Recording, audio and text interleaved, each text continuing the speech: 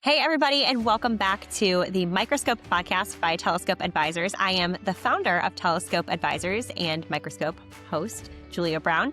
And today I'm so excited to have with me a friend, a colleague, a client, Danielle Saccente, who has been working with me since July. And I'm excited for her to be on the show and to share with my whole audience what her company does and what her background is like here in the mortgage industry. Danielle's company is called Elite North Marketing, and she serves clients all over the nation, from loan officers to enterprise accounts with mortgage companies to SaaS partnerships, as well as recruiters in the mortgage space, and helps them build a foundation to be able to grow. And it's been a real pleasure for me getting to know Danielle over the last year or so. Before we kick it into gear, Danielle, I have to tell you, as we go through this podcast, I'm going to be drinking a ton of water because I started 75 hard today. Have you ever heard of this? Yes. You ever done it? I've joked around. I've done 60 soft, but I've never done 75. Okay, tell me, what's 60 Oh. soft?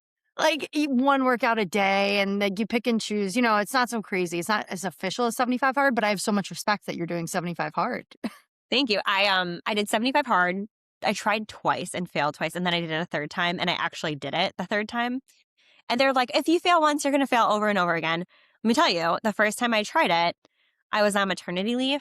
I got the clear, like the all clear, whatever, like 4 or 6 weeks postpartum. Yeah. And I started the day that I got the all clear from my doctor. And I got to day 68. But at day 63, I had gone back to work, and it was in office, and it was 5 days. And I thought like, oh, I've got like 2 weeks left to do it in office. It'll be fine. It was not fine. It was not. Yeah, you're a baby. I can't believe you even made it that far. Yeah. 4 weeks postpartum. Yeah. It was it was an insane thing to do, but I had that baby in June. And so like to be able to do the outdoor workouts daily was a lot easier. Yeah. So anyone who doesn't know, 75 hard, what it is like 2 45-minute workouts a day, one inside, one outside. Drink a gallon of water a day, which is why I'm giving this disclaimer that I'm going to be drinking a ton of water. I'm trying to get all my water in before 4 p.m. so that I'm not up all night peeing. Yeah. Read 10 pages of a nonfiction book every single day. Take a progress picture. I don't know if weigh yourself is technically part of it or not, but I'm doing that like as I'm doing this. And I feel like you have to be on a diet, no alcohol, and you have to pick a diet. So my diet, you can choose your diet and like no alcohol regardless. So my diet is going to be no dairy, no coffee. So I actually stopped drinking coffee 1 week ago to like ease into this. So it's not too hard. Yeah. So I don't have the caffeine withdrawals the same way. Oh, I love it. I love a good challenge.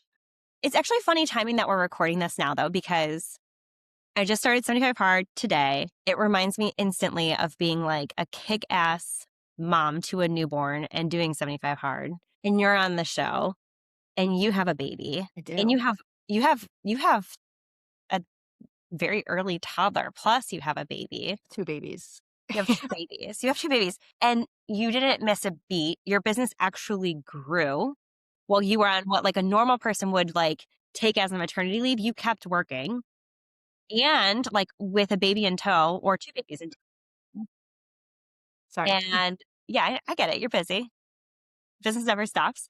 But you basically did 60 soft at some point in your life. I don't know when, but you're like in 75 hard right now with this whole like growing the business with the babies and everything. And I know that that's not like really like part of your story that you share often, but I do think it's like such a kick-ass thing that you're doing. I'm starting to. No, I definitely am starting to. Now that I'm in it and I'm in routine and I'm not sleeping through the night yet, but I know how to, I'm more streamlined. So now it is part of my story as an entrepreneur now that I am a mom.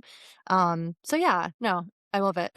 It's really fun because coming like alongside of you and like being a partner to you during that time, ahead of time, I was like, oh, Danielle's not going to take off like more than a week. Like, and she's even saying she'll check on things like throughout that week. Like that's going to be so difficult.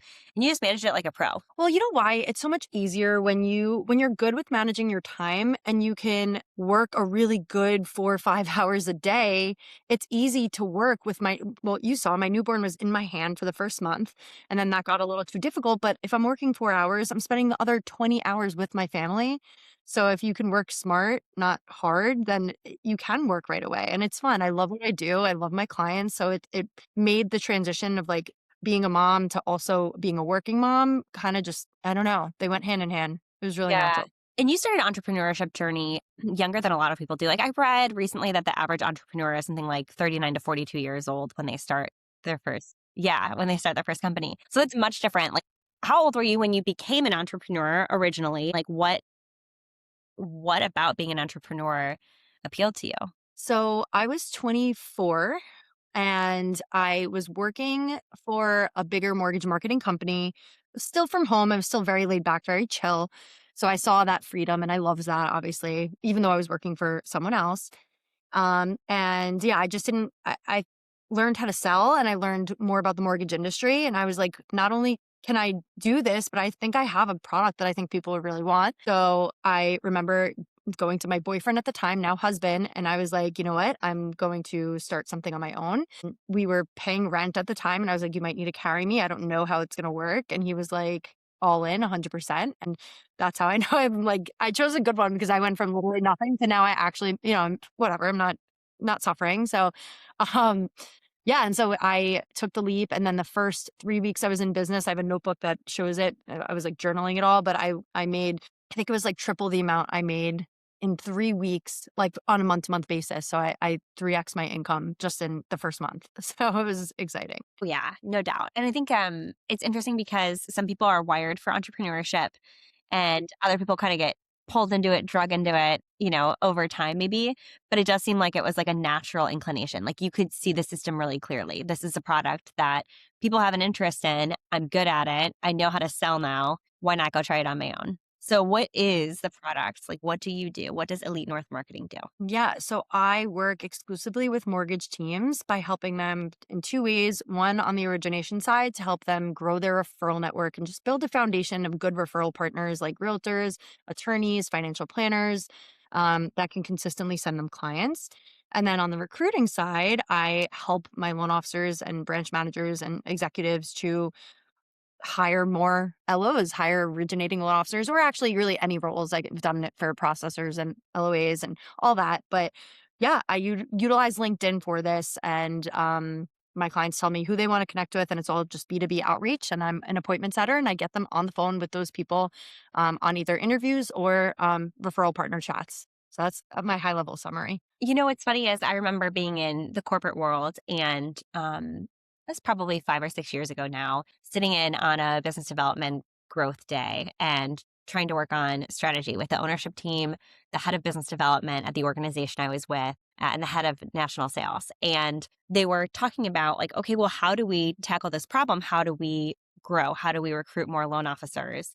And the easiest, most like top of mind solutions were let's hire a dialer. Let's hire someone to call out, right? Like how do we add, and it was a lot of the solutions were adding bodies. And um what you offer is different from that. And you mentioned appointment setter. Um if I would have known about your company then, if I could have had that offering then, in a heartbeat, I would have recommended that we go in that route because it's a much more tailored experience. You can be a lot more dynamic with it. You're not with a dialer, like you don't really, an in-house dialer, you don't really know what you're going to get. Maybe the head of recruiting or a senior recruiter or head of TA can coach that person up, train them, get them to a spot where they're really effective in their role. But also like the strategy was very loose. We didn't know at that time, what technology to leverage to get in front of people. And so essentially just like hiring someone to cold call loan officers. And I wonder, how much more effective would it be to work with a company like Elite North Marketing and with your organization and come up with together, here's who we're targeting. Now, how do we go after them in the most effective way? So, as you're talking about building a foundation for companies or for recruiters, how do you guys think through that? Like, how do you approach that question? Yeah. Yeah. So, I mean, the way I started all of this was from hearing feedback from my clients. So, I wasn't recruiting in the beginning. I was only referral partner growth. And the next problem naturally was, okay, now I have the business, but I need to grow my team. And it's kind of tumbled into that. So, I mean, yeah, hiring a dialer, it gives me the shakes because it's everyone is being called on like that. And the scripts are usually not tailored and it's just such a blanket approach. And mine is too, to an extent, but we can get a little bit more nitty gritty on who we're targeting and what we're saying. It's just, Yeah, I mean, so for every client, I listen and hear who do you want to hire and what is your unique proposition, and I'm able to market them all using LinkedIn to be that authority, so that they're contacting these originating LOs, or producing LOs, I should say, and if their message sticks and if that LO is interested in what they have to say, it clicks and I can get them on the phone with them and it's a good conversation. A lot of the times, cold calling, it just leads to not great conversation.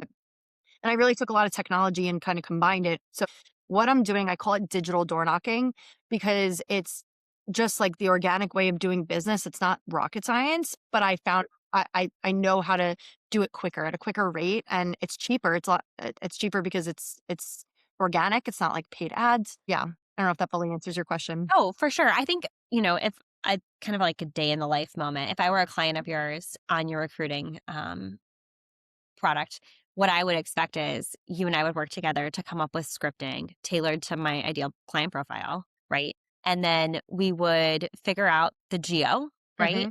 Yep. And By zip code. by zip code. Okay, so we'd figure out the geography we want to be in. We'd know kind of the production matrix we want of the producer, whether we want brokers or retail loan officers or bank employees, credit unions.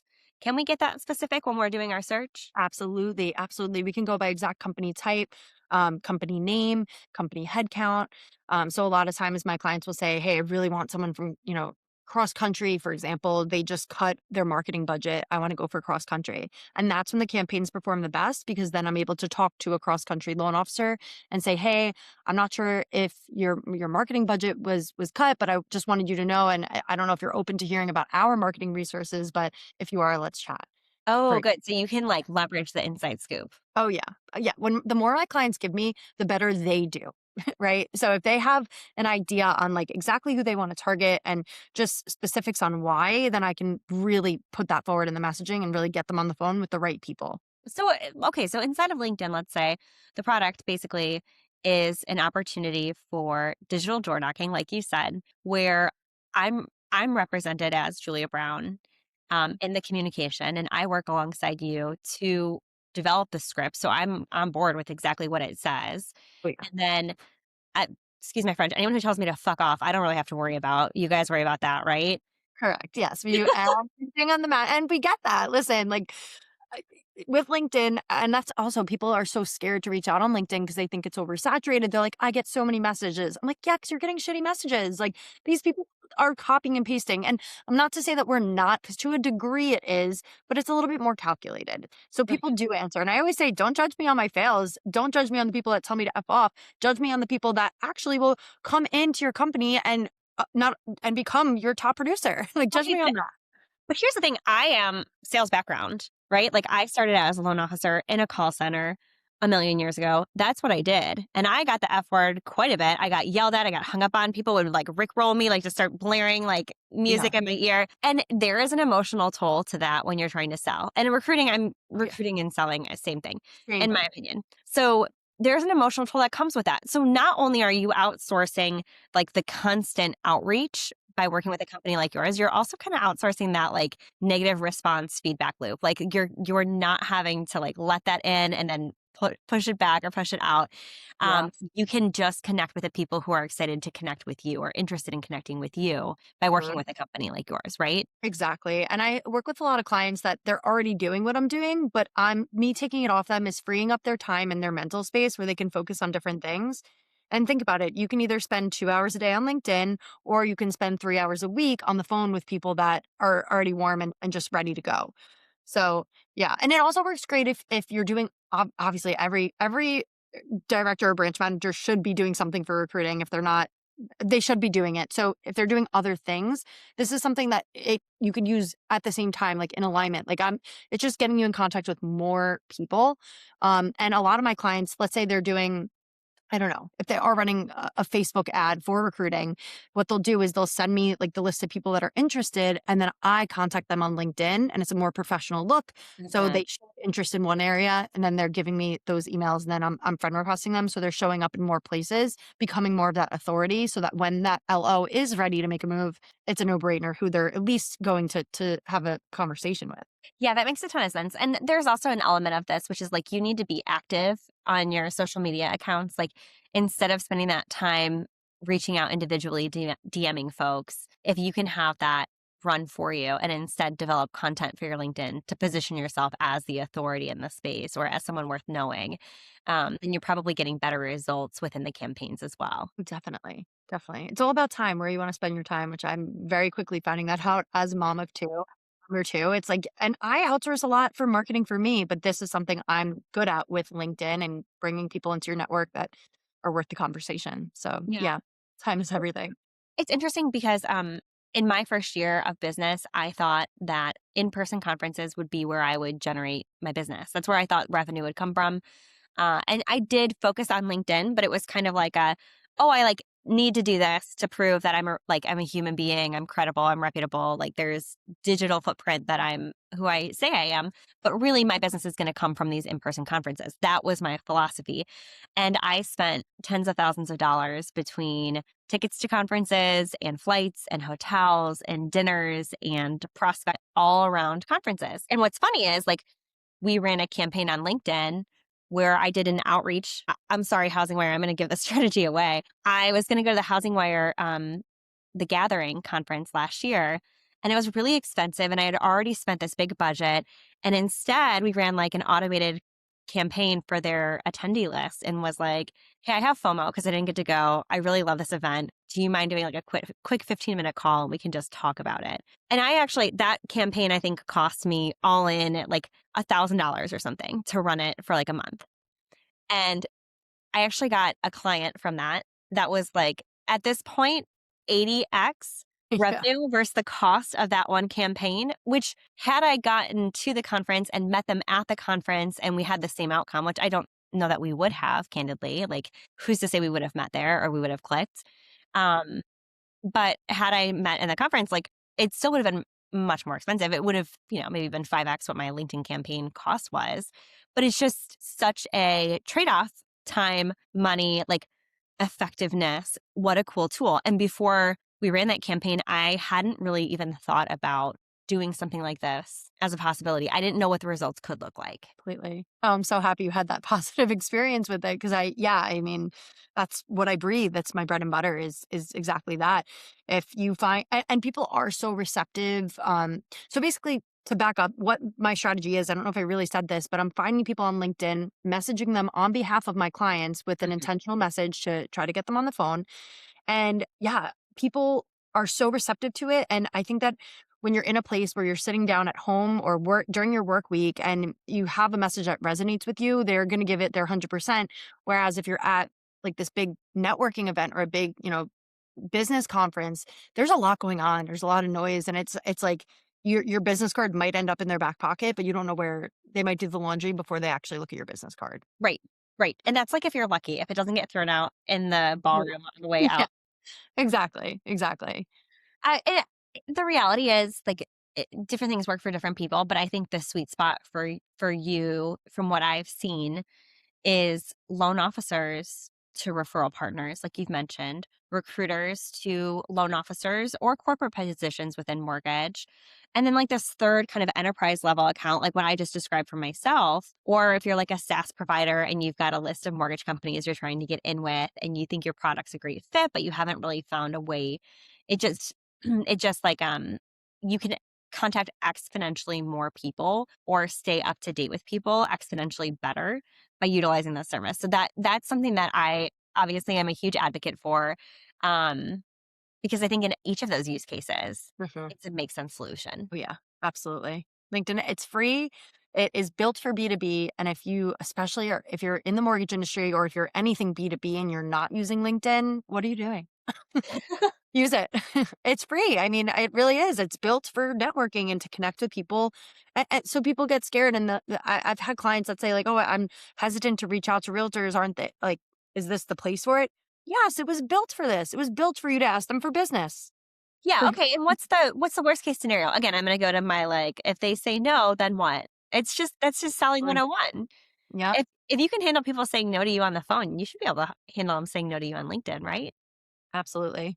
Yeah. Um, I wonder too, like, Danielle, from your perspective, where are the moments where people start to get nervous about outreach? Are they afraid of being able to like keep up with how many responses they get, or are people afraid of like reaching out to someone that maybe they already know, or like where do people hesitate? I have seen it all. I've seen everything, every angle. I have some clients that they don't care at all, and that as long as their name is getting out there, they're fine with it. And then I have other clients that get, they just not in a bad way, but they don't want the wrong message going to the wrong person, which rightfully so.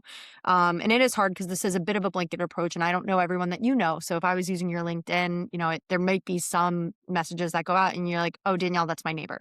Yeah. But I always say you have to look at it as, and Grant Cardone, this is from him, there's good problems and bad problems. To me, that's a good problem. It's a good problem if you are reaching out to too many people telling them about your business. So what the problem with that to me is more people know about my business, right? And maybe I shouldn't have reached out to your neighbor, but also maybe your neighbor knows someone selling their house. You never know, right? So it's a good problem to have. So it's all about perspective. But I mean, yeah, it's when with cold outreach and even with social media, you're putting yourself out there in a way that we're not used to. Uh, at this point, we might be used to it, but it's still semi new, especially for a lot of loan officers. So yeah, you're putting yourself out there, and you have to just say, yeah, I'm gonna go with this, and this is my identity, and I want to make sure people know who I am, and just run with it. That's my best advice for that.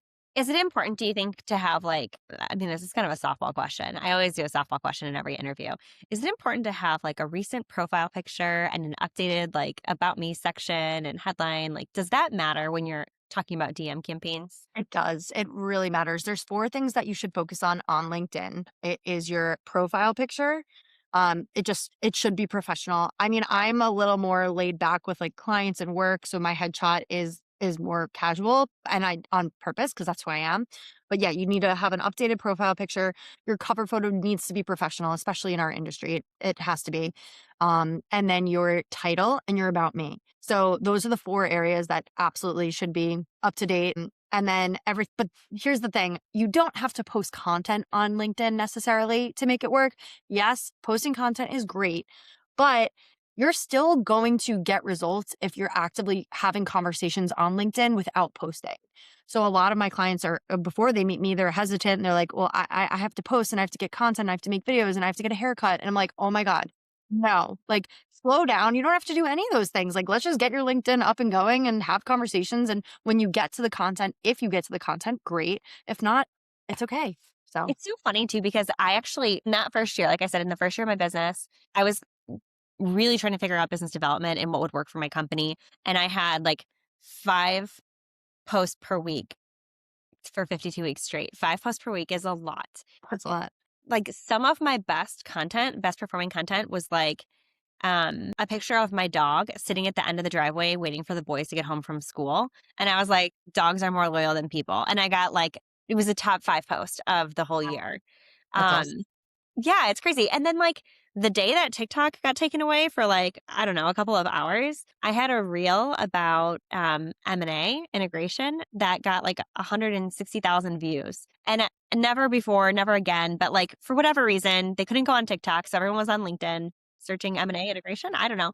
My point is like you don't get to choose which posts perform really, really well. So the idea that you're going to go get a haircut before you post something like a selfie or something is just kind of wild, because maybe you do, and maybe that gets 5 impressions. And then maybe the next week you post that, I don't know, your kid put tinfoil in the microwave and it is on fire and you get 50,000 impressions because people can relate to that, right? Like Yeah.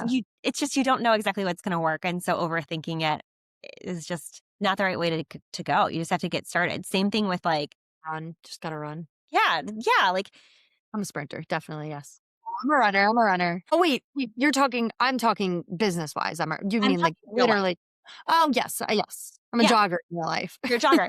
So, like, you know how sometimes you'll be like, okay, I'm going to set a goal. Like, at the end of this month, am running a quarter marathon. Fine, no big deal. 6.5 miles. But the first time I ever would have run that distance before I started, I would have been like, I need new sneakers. I need a new water bottle. I need to make sure that I've got like a watch that's charged, that's going to give me my heart rate. Like, you need all of these things just to start. It seems to me like when it comes to outreach and LinkedIn, people are the same way. Like in their head, they have this whole laundry list of things that they have to do before they can get started.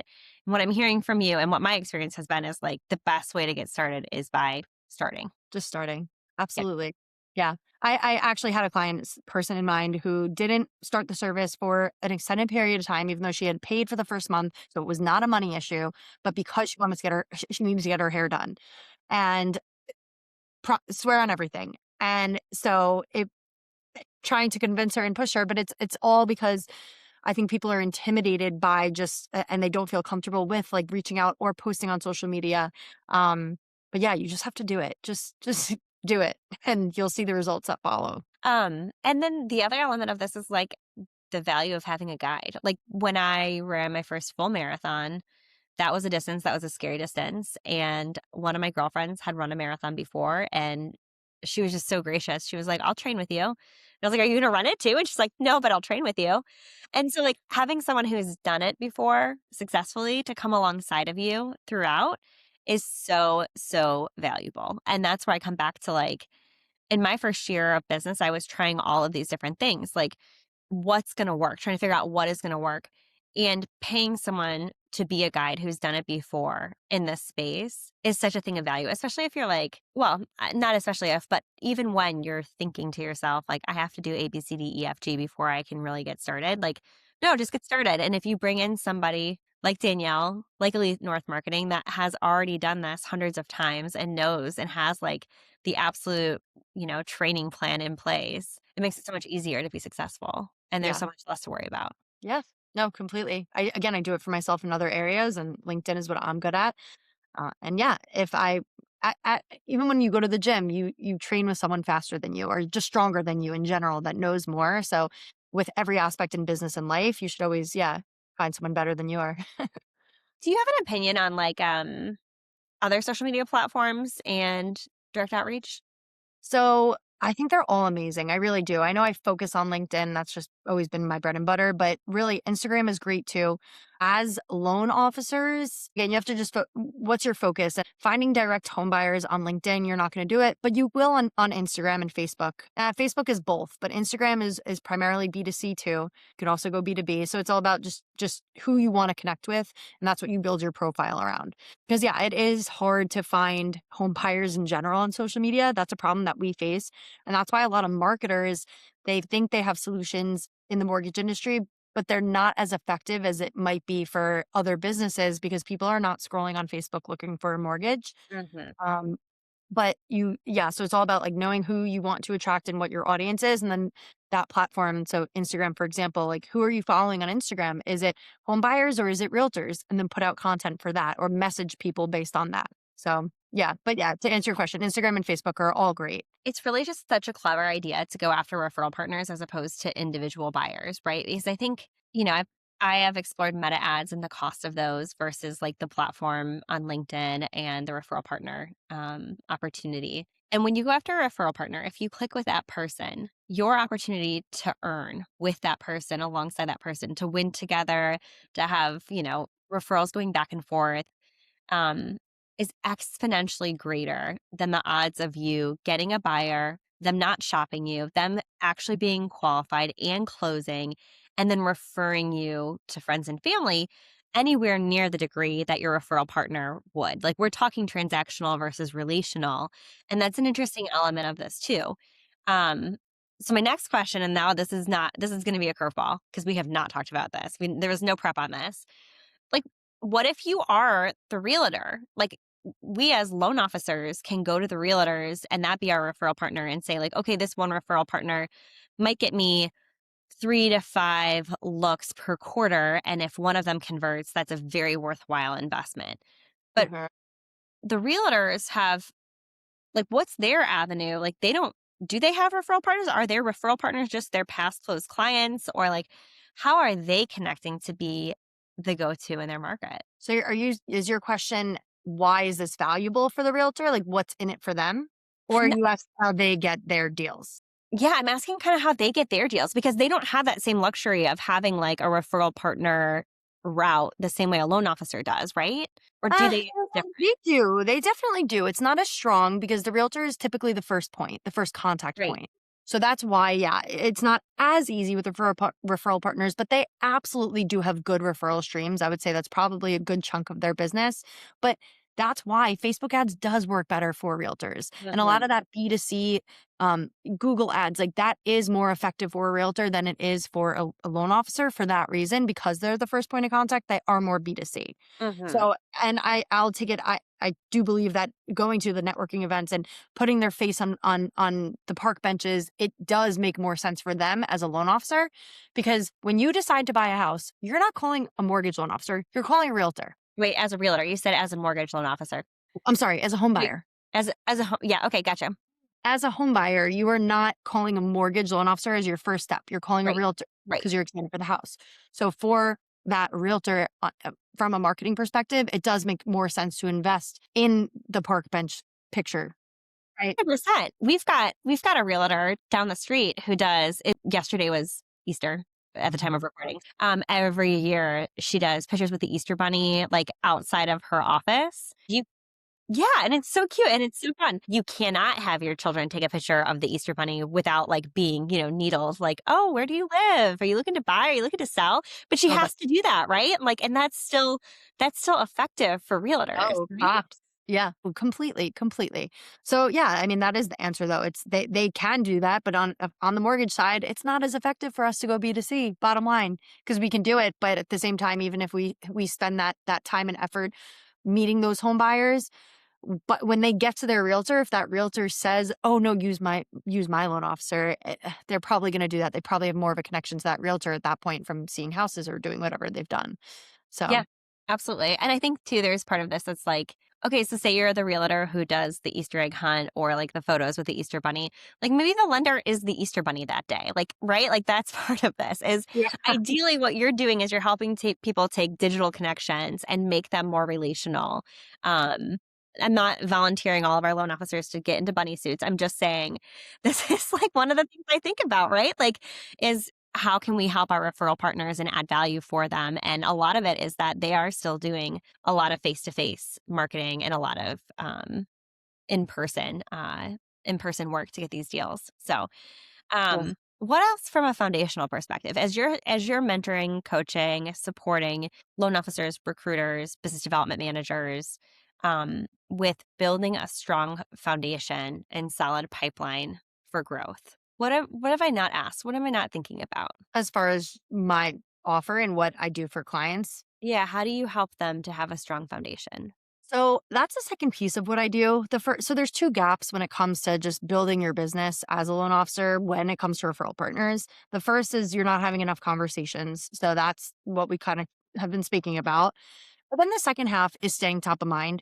And that's where technology and a lot of, CRMs and drip campaigns, not to get all marketing and use words like that, but that is where that comes into place, because you can have and maybe someone listening to this is like, yeah, I have great conversations with realtors and it doesn't always go somewhere. Mm. And the answer to that is probably because you're not following up properly. And that's the second half of where I support my clients and what I do. It's helping them, not only coaching on monthly coaching calls to explain and share, hey, this is what we're going to do as a group to improve our follow up, but I also literally put together long-term email drip campaigns custom for each client, to help you stay top of mind. And yeah, the takeaway here is after you speak to a referral partner, a realtor especially, you need to make sure that you have a good, strong follow-up system in place, because otherwise they're going to forget, you're going to forget, and it's like the whole conversation and the marketing plan in the first place was not worth it. So you have to make sure that you are staying top of mind. It's so Definitely. funny. I've sat in on a couple of your live coaching calls with active clients, and I've listened to them express like, man, okay, Danielle, I'm getting 3 to 5 booked appointments per week. But then I get on the phone and I'm not really sure how to build a relationship off of it. Like, I'm not really sure what the next thing to say is, or like how to deepen this, or to convert it meaningfully. And it does seem to be like that is probably like the number one area of opportunity. And for you as a small business owner getting started, did you expect that? Because these are all salespeople. Like, these are all salespeople. So did you have that expectation that Not it even was a little bit. fulfilling? Yeah. Not even a little bit. The way this whole program started was because I had I did test runs on certain clients and they knew how to manage these relationships. And it was like they knocked them out of the park every time. And I was like, this is gonna be easy, right? Like I'm just gonna go to a mortgage loan officer, tell them I can connect them with 3 people, and they're gonna be like, absolutely, sold. And I still have a lot of clients like that, but I realize that it's far and few between. A lot of loan officers, they actually don't know how to maintain that relationship and conversation. And it's really crazy because I mean, I guess as an entrepreneur and as a business owner, I know the importance of follow up and staying top of mind. And you would think more loan officers being really salespeople, they do the same, but a lot of times they don't because I'll backtrack and say, all right, let's try to dive in. Is it the wrong audience or are we not doing our part? And so I'll say, all right, how many times have you followed up in the past 30 days? Like what have your touch points been? And then, once taking that data in and realizing, wow, my clients are not following up the way they should, that's when I kind of adjusted my program. And now I incorporate a lot of that in what I do because it's so needed. Yeah, it's funny because even the conversations that you have, you get on the phone and you're like, "Hey, like, how's it going? How's business? Got any deals for me?" Like, you can't leave with that, right? And so I think you've talked about Alex Hormozy before and some other like people who are influential around like sales coaching that you've leaned on, and I've seen you in person like spread that to your clients as well to help them have better competency in this area so that they do get better results, so that they continue with a program and then they can start to build teams around them for support. If they don't grow, I don't grow. So Right. I need to make sure that whatever sales tactics I'm learning that's working for me will work for them. And at this point, it's proven time and time again that, yeah, I mean, you have to treat referral partners and loan officers that you're recruiting as a sales call every single time. And when you shift that mindset and like this is a sales call, it's a different game because I have loan officers that are confused why they're not, why are they not like jumping on this opportunity. It's like because they're getting other offers. Like you need to treat this as a sales call and ask about their kids, ask about their husband or wife, like get to know them because that's what's going to build the relationship, which is going to get them to come work with you. Right. It doesn't like AI is lovely. It doesn't really matter what technology does. People are still people at the end of the day, and we're wired for connection. So you're absolutely right. We're always going to be seeking that. We are talking about growth. Tell me a little bit about how Elite North Marketing has grown over the last year or so. Yeah. So it's so funny because you would think that having a kid, it will slow down your growth, but it has completely accelerated mine. Reason why is because I went from working all hours of the night. I'm like, what did I even do before kids? Like what, like I must have had so much time. Like, Yeah. but it puts everything in a different perspective when you can't work from 8 to 10, Hmm. right? Because really I'm a mom first. Like I will always be a mom first and then I will be a business owner. Well, then I'm a wife and then I'm a business owner. So you really have to make sure that what I'm working on is like the right moves. So Hmm. overall for business, I've literally since October, I've almost more than doubled my business with just the amount of clients and everything I've implemented. And I've worked about half the amount of hours, and it's because I'm not only focusing on the right things, but I'm bringing people in to slowly replace my time.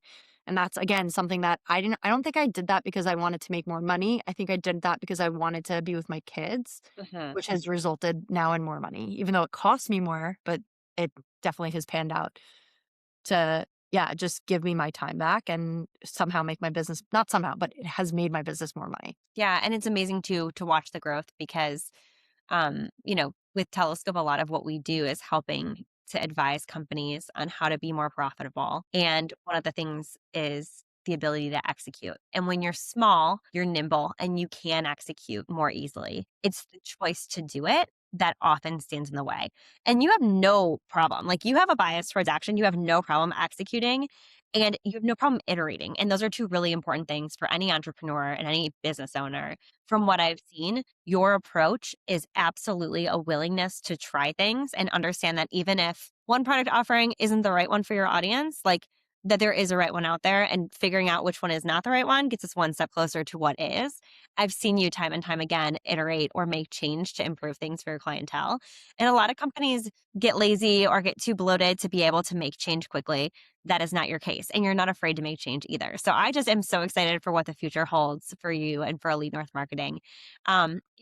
If any of the listeners today want to get in touch with you, what is the best way, Danielle? Yes, follow me on Instagram. My handle is Danielle Knows Mortgages. Danielle Knows Mortgages. Knows Mortgages. That's good that you spelled it out because for a second I was like, nose mortgages? Yeah. NOSE? like I know with my brain. Of course. Yes, that makes much more sense. Yeah. Well, it's been lovely having you on today, Danielle. Yes, you're amazing. I appreciate you. Thanks Yeah, for having me. absolutely. All right, everybody. Well, that is it for this week's episode of Microscope by Telescope Advisors. Thank you for tuning in. Go back and listen to last week's episode and be on the lookout for next week's episode. If you would like to get in touch with Danielle, please check her out on Instagram at Danielle Knows Mortgages. See you later.